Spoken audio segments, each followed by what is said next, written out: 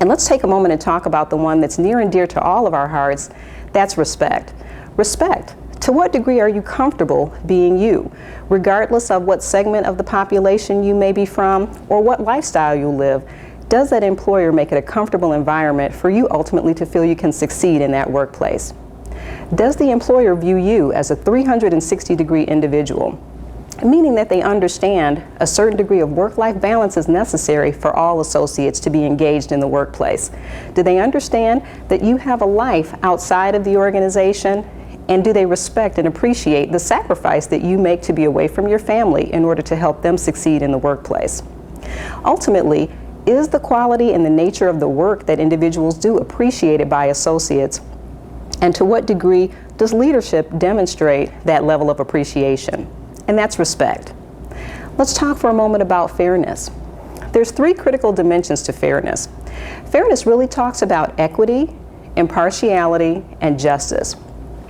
Under the level of equity, are all associates in that mindset that they're full members of the organization, that it's not just about executives, but each and every individual at the organization is valued?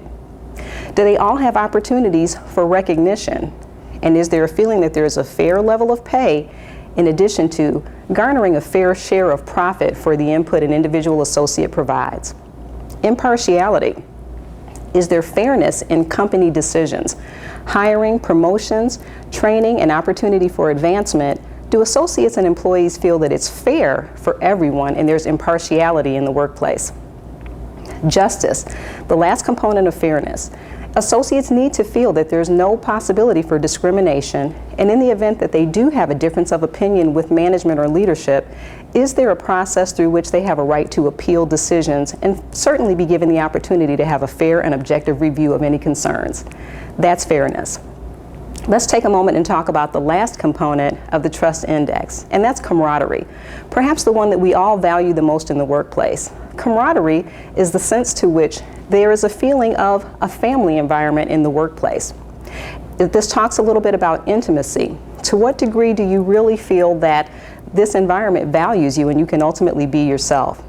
Do you also feel that there's a sense of family or team in the workplace that extends to yourself and your co-workers? And again, does management appreciate that and view you as an individual person? That camaraderie has a great deal to do with why associates choose to stay or leave a particular employer. As noted by the 7 hidden reasons that employees leave, the number 1 reason that we've heard a number of times, employees choose not to leave an organization. They choose to leave a leader, perhaps because of a strained relationship or a feeling that there may be no opportunity for career advancement. This is where the Great Places to Work opportunity really avoids that kind of a mishap. We've talked a little bit earlier about the cost associated with replacing an individual employee, and so ultimately, in order to enhance productivity in these difficult economic times, you want to avoid losing your key associates. Let's take a moment to consider the next steps for an organization once they've ultimately identified that there might be a problem or why an individual might leave. This is the time that you can certainly take away an action plan for how to embody the 5 principles of the trust index that we just discussed.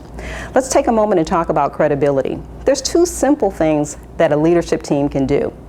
Do what you say you will do. When you make a commitment to your employees or your team, make sure that you come through on that commitment. That will build credibility and relationships over time.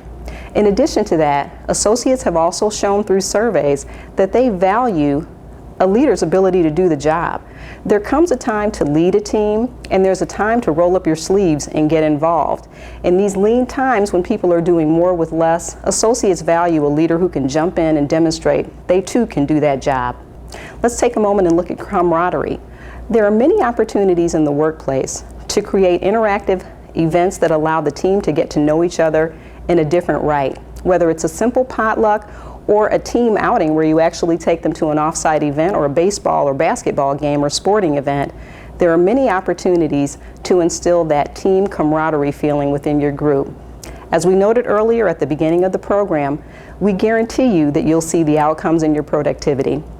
We thank you for this time today to have a chance to talk with you about engagement and retention, the trust index, and would like to open this opportunity for any questions that may be out there.